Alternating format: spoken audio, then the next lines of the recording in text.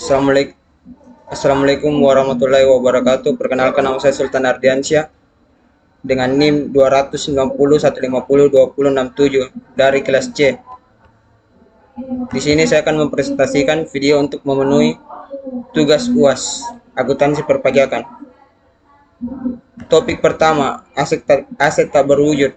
Dari sisi akuntansi, definisi aset tak berwujud menurut etap yang diatur oleh EI 2009 halaman 76, aset tak berwujud adalah aset non moneter yang dapat diidentifikasi dan tidak mempunyai wujud fisik. Ciri utama aset tak berwujud ialah berupa benda yang tidak dapat dilihat dan dipegang. Entitas dapat mengakui aset tak berwujud apabila A. Kemungkinan entitas akan memperoleh manfaat ekonomis masa depan dari aset tersebut, dan biaya perolehan aset atau nilai aset tersebut dapat diukur dengan andal. Apabila entitas tidak mampu menentukan nilai wajar yang andal atas aset yang diperoleh, maka biaya perolehannya diukur pada jumlah tercatat aset yang diberikan. Berikut adalah yang termasuk aset tak berwujud. 1. Hak paten. 2. Hak cipta. 3. Merek atau dalam kurung trademark. 4. Goodwill. 5. Waralaba atau franchise, dan lain-lain. Aset tak berwujud tidak termasuk pada A. Efek atau surat berharga, dan B. Hak atas mineral dan cadangan miner seperti minyak, gas alam, dan sumber daya yang tidak dapat diperbarui. Nilai perolehan aset tak berwujud dapat diperoleh dengan cara membeli dari pihak luar dan dihasilkan secara internal menurut etap 2009 halaman 77.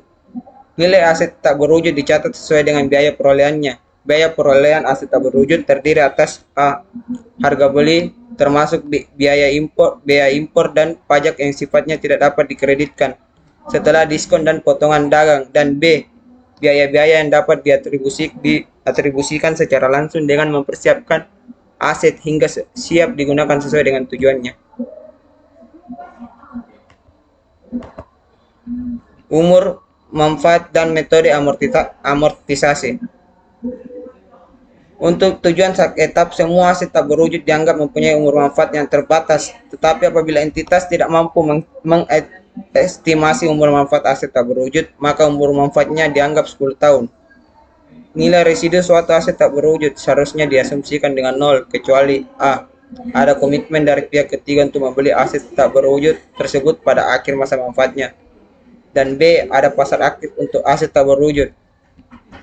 1. Nilai residu aset dapat ditentukan dengan mengacu pada harga pasar yang berlaku di pasar tersebut, dan terdapat kemungkinan bahwa pasar yang aktif tersebut akan tetap ada pada akhir umur manfaat aset tak berwujud.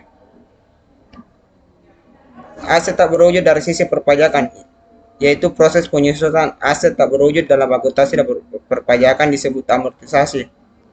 Menurut perpajakan pasal 11A ayat 1 Undang-Undang PPA nomor 36 tahun 2008, harus diamortisasikan apabila harta itu mempunyai masa manfaat lebih dari 1 tahun yang digunakan untuk mendapatkan, menagih, dan memelihara penghasilan. Namun untuk penghitungan amortisasi dalam perpajakan sesuai dengan ketentuan Undang-Undang PPA nomor 36 tahun 2008 pasal 11A, aset tak berwujud dikelompokkan menjadi kelompok 1, 2, 3, dan 4 dengan masa manfaat 4, 8, 16, dan 20 tahun.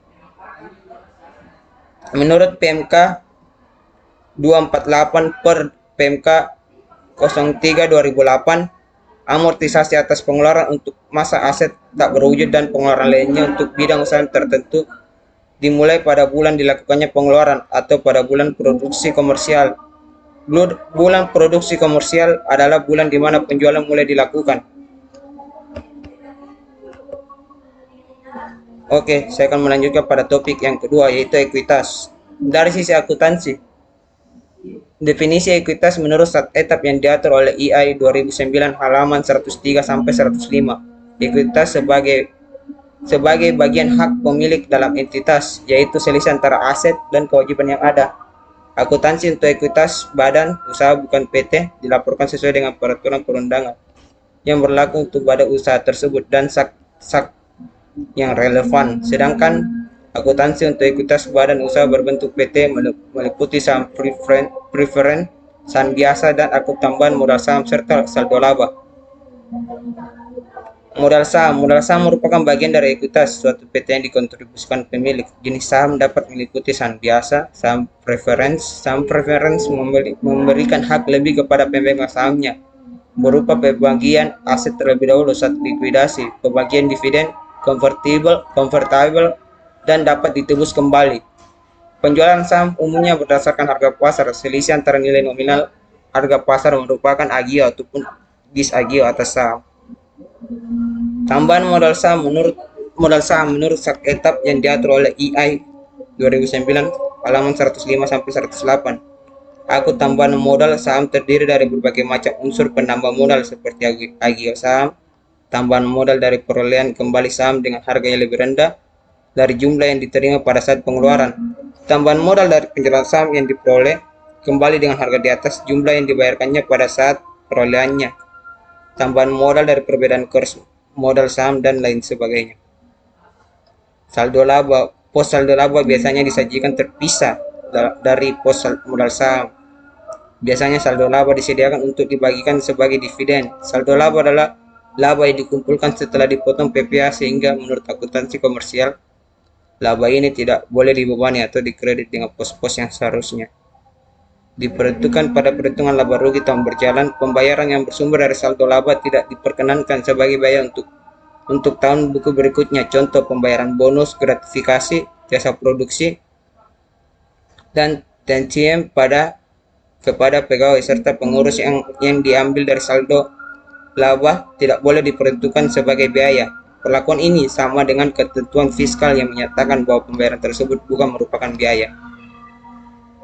Dari sisi perpajakan, dalam perpajakan penjualan saham kepada pihak ketiga yang dilakukan di bursa akan dikenakan PPh yang bersifat final berdasarkan PP 14 tahun 1997 Jo KMK per 282 atau KMK 0 per 004 1997 Jo SE per strik 09 PJ 24 1997 Jo titik SE 15 atau PJ 42 1997. Maka untuk saham pendiri, pemilik saham pendiri dikenakan tambahan PPh sebesar 0,5% dari nilai saham perusahaan pada saat penutupan bursa di akhir tahun 1996. Jadi total PPh yang dikenakan adalah 0,6% dari nilai saham perusahaan.